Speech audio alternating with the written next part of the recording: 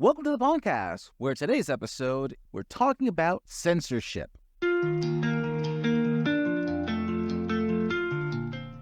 Welcome to the Deep End, our captivating discussion series where we dive into the depths of current Pokemon news, theories, and sometimes topics that can affect what we love the most, Pokemon. Generally speaking, we don't normally get into the politosphere because we like to keep our channel very chill, very relaxed. However, there has been recent movements to push for censorship, specifically to Japan, in their entertainment content. Now, this does include anime, video games, manga, and other adult entertainment content. It's something that I felt needed to be discussed, needed to be brought to the attention of our viewers because of the fact that this push for censorship leads down a very bad slope. So recently, the former parliamentary vice minister of education, culture, sports, science, and technology, man by the name of, or goes by Yamadataro43 on Twitter, has been fighting back against push from the UN on demands of censorship to Japanese expression of art and entertainment. And so Tara Yamato has been fighting vocally about censorship being pushed on Japan's entertainment culture. Not only has he had to discuss things with the UN, but apparently there are other companies that are now starting to suffer because they can't keep going with digital archiving. I mean, what are you guys' thoughts when you hear something like this? That, you've got the UN, you've got credit card companies, you've got other people that are being vocal about a country whose very culture is effectively being under attack. It's a very complicated thing and is very reminiscent of how Peter was trying to go after Pokemon Company for portraying and normalizing animal abuse and all that stuff that came along with it. My honest opinion is, I think the UN itself as an entity should be very unbiased, but I think in this case it is very biased towards the West and their film and TV production. And I think they see anime specifically as a threat because it has, of recent years, exploded and gotten vastly more popular than it was in the past. And I think that's putting these other companies, like Disney, Paramount, in sort of a tight bind because, in my opinion, anime it's a lot better than normal TV, shall I say, just because of the topics it covers and yeah, a lot of what has been said, sort of makes sense. You don't want to be normalizing violence against certain groups of people. And it's a bit of a tough one because I think the way anime is used still at the moment is because it is essentially a cartoon and we associate cartoons with just being for kids. But we can make the comparison that things like The Simpsons or Bob's Burgers or Futurama, those are not for kids by any stretch of the imagination, and they do contain some imagery and themes that can be seen as quite problematic. So in The Simpsons, Homer literally chunks part on an almost episodely basis, and that would portray violence against kids. So if you're gonna push for Japan to censor their shows that do something similar, then you should push that censorship on every, and not just stuff that's coming out of one country, because there is a lot of stuff that can be seen as very problematic with anime, and you do have a range of anime. So you've got the ones that are exclusively made for kids, but some adults consume it, such as Pokemon. But then you've got other anime where you want to let a kid within a 200-kilometer radius of it. An example being High School DxD. There are things that scale from anybody can watch this to you really need to be an adult to watch this. But in terms of censoring it, I mean, that's really up to parents when it comes to who gets to watch what. They need to, part of the problem is that they're throwing the onus on these artists and companies that are creating these types of entertainment, and not the people who should actually be watching what children consume as far as entertainment goes. For example, my 10-year-old niece is absolutely in love with Demon Slayer is one of her favorite animes. She is 10. However, she does not watch that show without her parents in the room. They are watching it with her. They are making sure that she understands the difference between what she is watching and what she's not. And even though Demon Slayer is a bit more on the edgier side when it comes to the stories, you know, it's still rather tame with what other things are out there. I want to introduce her into the world of anime that I grew up with. However, I have to wait until she is old enough to understand what it is about, because the one thing that made anime popular in this country, here in the US, was because of how raw and how unfiltered it was. I mean, we had, at one point, we had a channel here that did Saturday morning anime, and it wasn't showing Yu-Gi-Oh! Or Pokemon. This was showing shows like Iria Zaram and Lily Cat, and anything that was on the darker side was always posted past 10 o'clock, so that, generally speaking, most underage children are already in bed. So the anime was geared towards teens and adults who were already in the market, and anything that was full-on adult, you had to go to a store to rent. You could not just pick this up anywhere. And so I think we're getting people are trying to not have to police themselves and want to police the companies to prevent that expression from coming out. And I think that's where I'm having my problem with this.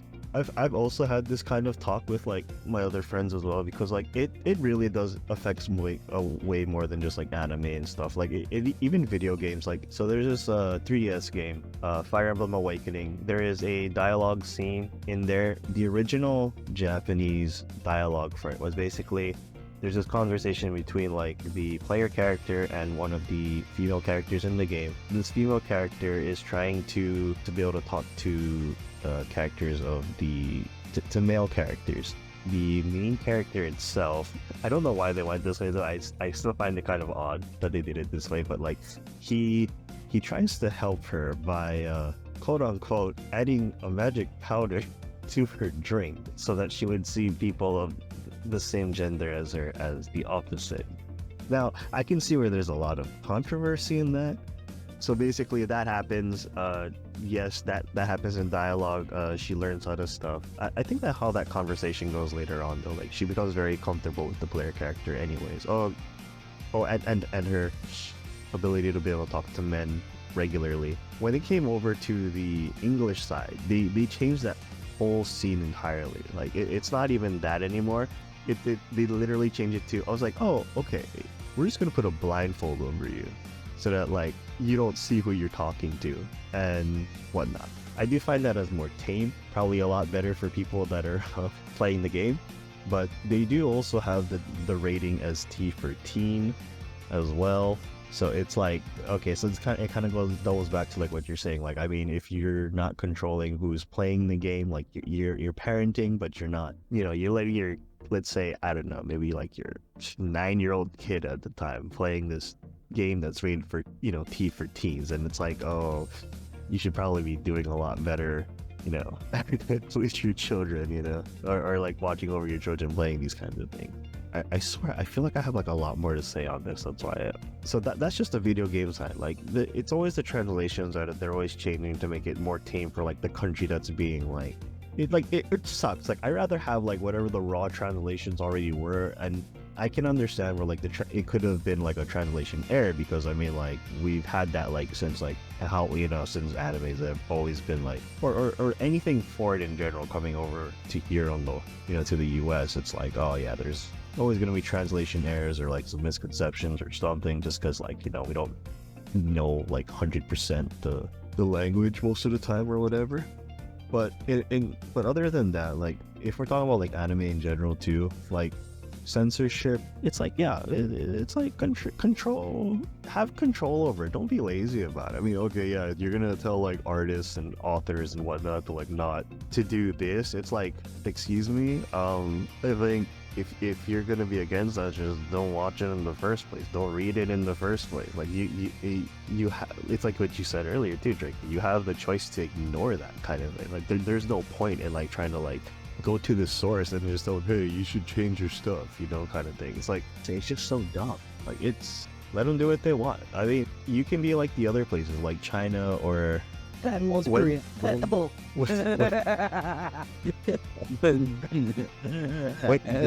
those animes come out, I guess we'll use Demon Slayer in this conversation because they do have censorship for Demon Slayer. Like, if you've seen like I think season 2 of Demon Slayer, the one that has to do with the district and the one Hashira, the ninja guy, and his like 3 wives. Like you can like you see his 3 wives, and yes, they are pretty. Their outfits are pretty much more on the lewd side. So like you can see like the censorship for like those other regions. Like they actually have them covered up when you see them in the anime and stuff. And it's like, okay, well, there's your problem solved. Why don't you guys just cover it up yourselves when you guys get like the files filtered, you know? Like, don't go to the main source and tell them to change their stuff. It's like, you're like literally controlling, you're like trying to like control over every little thing that they're trying to do. Like, that's kind of ridiculous, you know? It's like, I don't agree with it, honestly. It's just dumb. I think the biggest issue for me is I can see it going beyond just touching up outfits or things that are relatively easy to sort out. But I can see it going beyond that and going towards more actual themes, because it's no secret that anime itself, and which is why I think anime as a whole is more inherently for the audiences, they do come with pretty heavy themes. I mean, everything from depression, everything in between. And I think for a lot of people, these are very harrowing issues, and I think that's what makes anime itself stand out so than traditional media is they portray it such a way that, you know, if someone is having those issues is watching it, it gives them some sort of release and sort of helps people get through that.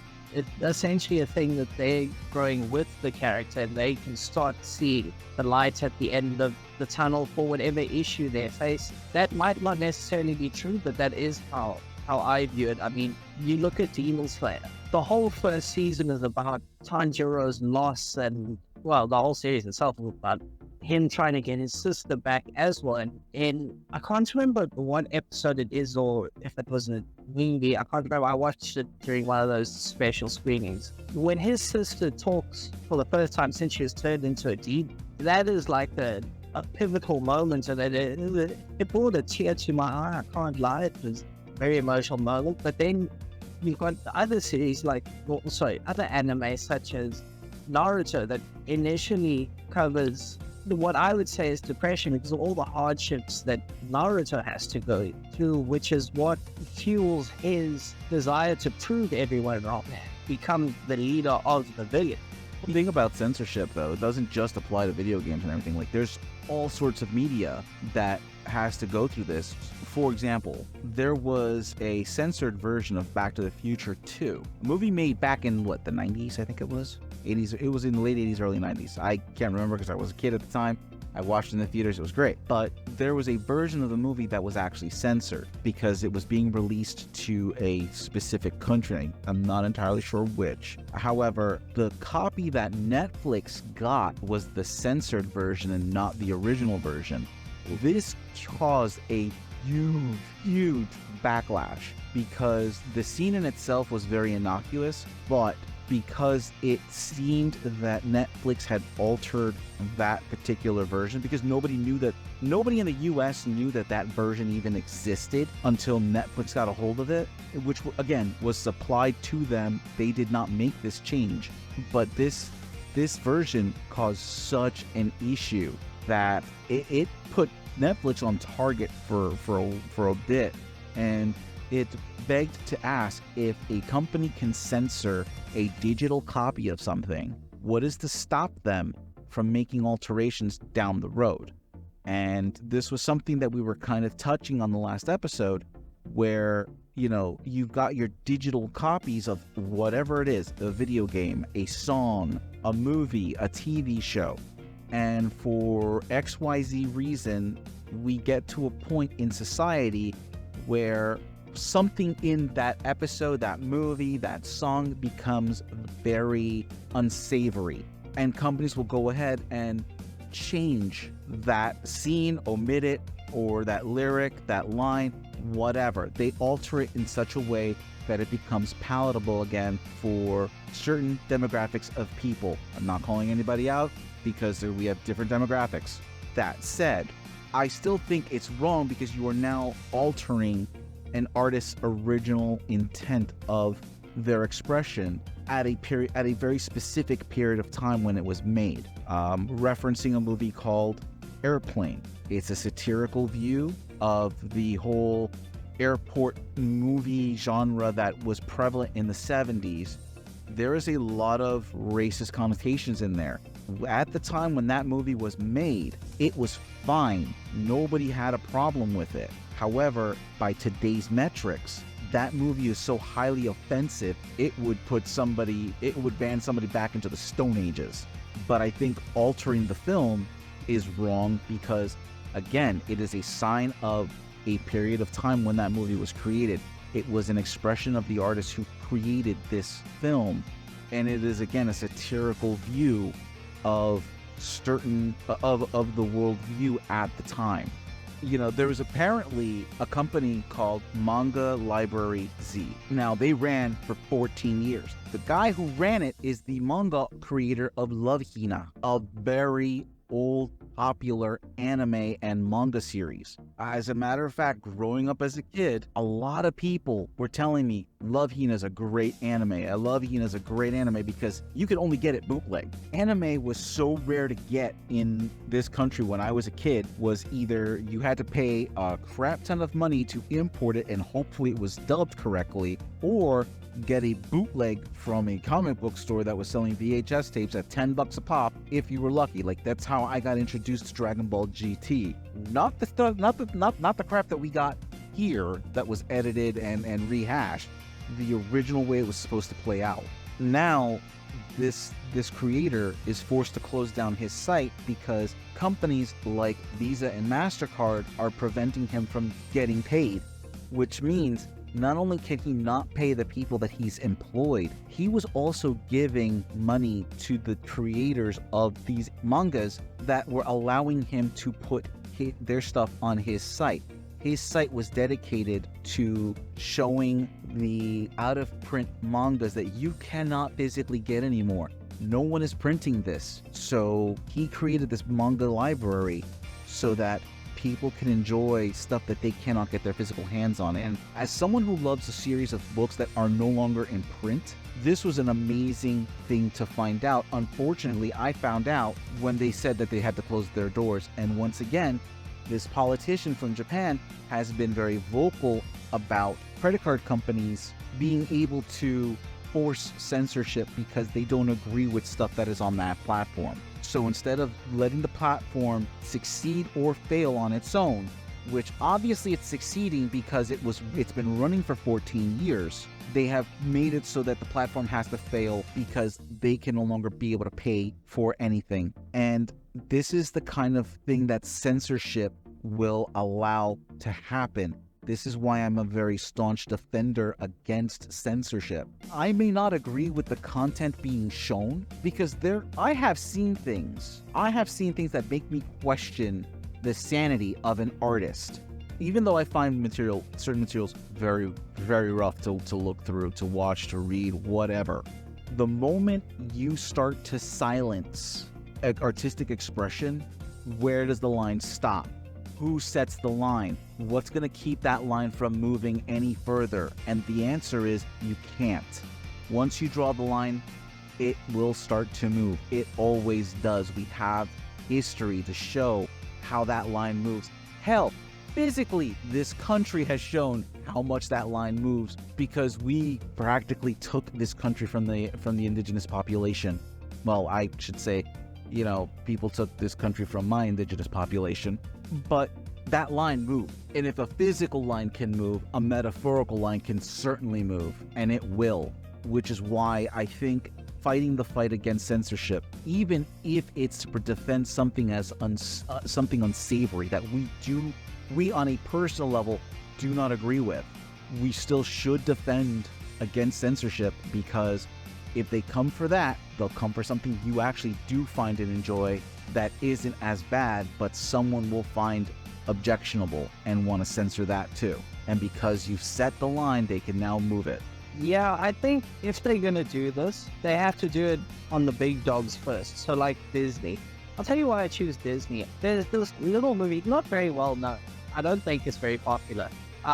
It's called Frozen. And I recently just saw a clip of Anna's voice actor. I can't remember what it was for, what interview essentially it was for. But they were talking about, certain points of the movie, and she mentions one particular scene, and when Anna is running through the ball, and then it cuts to the clip, and the part of what she's singing says, "Why have a ballroom with no balls?" And then it cuts back to the actress, and she actually outright just said she doesn't know how they got away with that, insinuating that it was meant to be somewhat of an adult joke. I'm sure a lot of you guys can figure out what that's supposed to mean. And I do find it quite interesting. And I think, again, if you're going to go after it, do it on one of the big dogs first, so that if it were, and, it is something that is feasible and not over the top, and, you can still keep the essence of what you're creating, then I think other people will be more likely to adopt that, as opposed to going after Japan and their production companies and making it seemingly look like they're being bullied into this, when no other country, no other studio outside of Japan has been told, listen, you need a censor so and so. So I think it has to be equal, and more importantly, make sense. Yeah, because even American shows, like cartoons for sure, would be a little bit more on the, is this something kids should be watching kind of thing? Like the first example I can think of is the regular show, right? I did not understand how that was shown on Cartoon Network, because there was a lot of jokes in there. It's are these jokes for kids? And then of course you have one of the more famous lines from one of the characters. I think it was there was a your mom kind of thing. It's I don't think that's something a kid should be watching and listening. I forgot what that guy's name was, being the same voice actor for Yajirobe and Goldberg, I think, from Power Rangers. I can't remember what his voice actor was, but Well, there's always going to be something questionable on TV. When I grew up as a kid, Ren and Stimpy. Ren and Stimpy is so not a cartoon for kids. It was on Nickelodeon. Of all channels it could have been on, it was on Nickelodeon, a channel specifically for kids. But Ren and Stimpy was on that channel, and it was on in the afternoons. Powdered Toast Man. I grew up with Powdered Toast Man flying backwards. I was there when Ren looked at Stimpy and said, "I'm the pitcher, you're the catcher." Okay? That joke, as a kid, that joke went right over my head. As an adult, I look at that going, holy cow. But again, I was left to my own devices. I was left to watch a TV by myself with no one looking at what I was watching. No one was looking at the content, the media that I was consuming. And that fault lies with my parents, because they were not there to supervise what I was watching. They plugged me in front of the TV and basically said, cool, watch TV while I take care of a whole bunch of other things that I got to take care of. I understand that they needed to take care of things. However, they really should have paid more attention to what I was watching.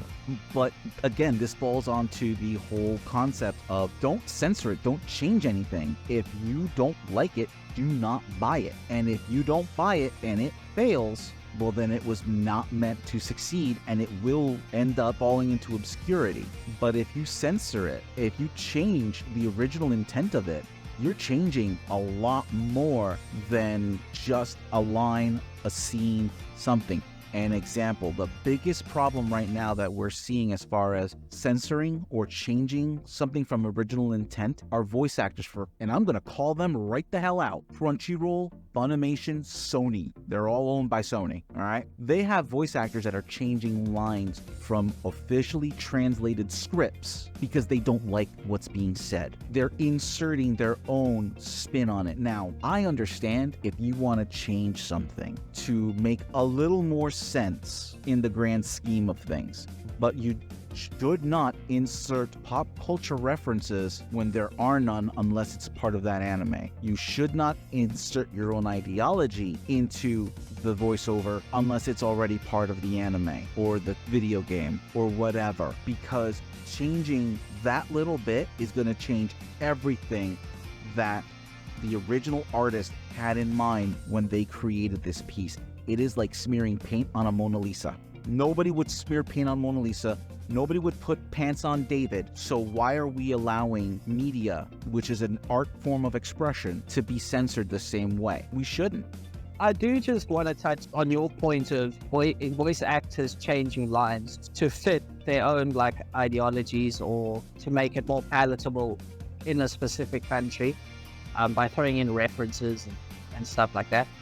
Solo Leveling, very good manga series, or not manga, but manhwa, because I believe that's what the Koreans call it. Could be mistaken.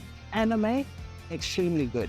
Now let me preface, I prefer dub over sub just because I do have ADHD and it's difficult to read what they're saying and still be able to catch the actual imagery. And don't get me wrong, I do think in a lot of cases sub is better because you get the full essence of what that specific scene or episode or season is trying to portray because it's in its truest form. But I think Solo Leveling is one of the exceptions where dub is actually better than the sub because of Sung Jin-woo's voice actor. He changed a couple of lines, and personally I feel, and not everybody might feel this way, and that's perfectly okay, but he made it a lot more of a spectacle, a lot more epic than what it was in the sub. So I think there are exceptions to the rule. However, if a voice actor is going to try something like that, allow them to do it because it could lead to something really good. But if it is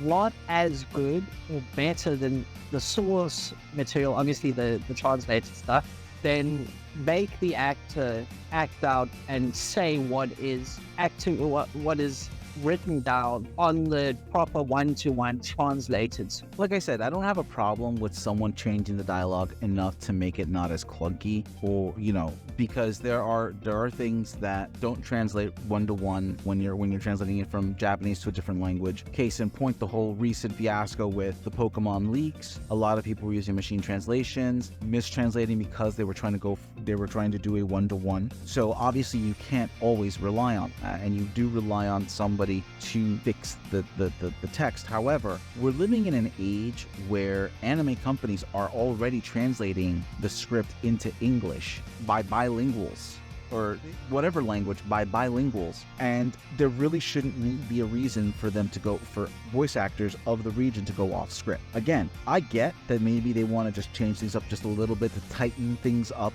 here and there, roll a little more smoother because the translation, they went one direction where normally we would go a different direction with it, or even just to inflict a little more personality. Like if you want to give somebody a more southern type of personality, you wouldn't say you all, you would say y'all. So you would tighten that up. And I get that. And I'm okay with that. That's not censoring. That's just cleaning things up. But when you're flat out changing everything, or even enough to change the connotation of the original intent, now we have a problem.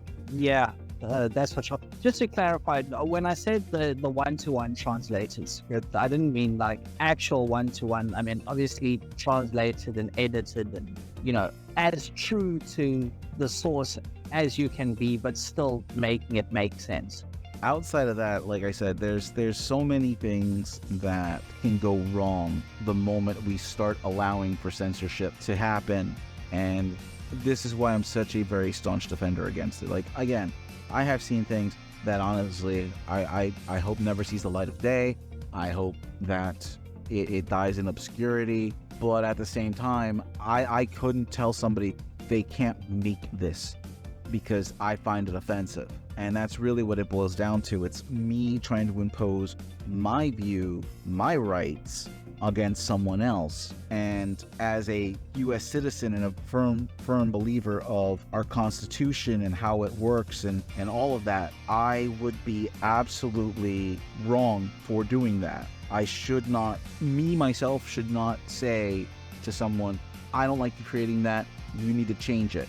It's a bad take. It's a bad point of view to have, and it's something that I don't feel should be allowed by anybody. Well, Nick, I've had conversations with my dad about, because I'll often go back and rewatch animated films from my childhood. And one day I had a conversation with my dad, and I was like, I'm surprised you let me watch this. It was a Disney movie. I can't remember what exactly it was. I think it might have been Robots. And he asked why, because naturally I would also be confused and ask. And I said, there are a lot of adult-orientated jokes in the movie. And he was like, yeah, what does that matter? I was quite young when I watched that. And my dad said, yeah, those jokes aren't meant for you then, because more often than not, they will go over your head, and those jokes are more for the adults who might be watching it or who might be accompanying their kids in watching that, which, you know, makes a lot of sense to me. And I'm not saying don't throw